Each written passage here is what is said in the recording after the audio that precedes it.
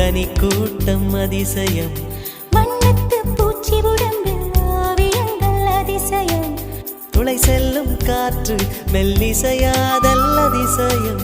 குருநாதர் இல்லாத குயில் பாட்டு அதிசயம் அதிசயமே அசந்து போகும் நீ எந்த அதிசயம் அஜூபா அஜூபா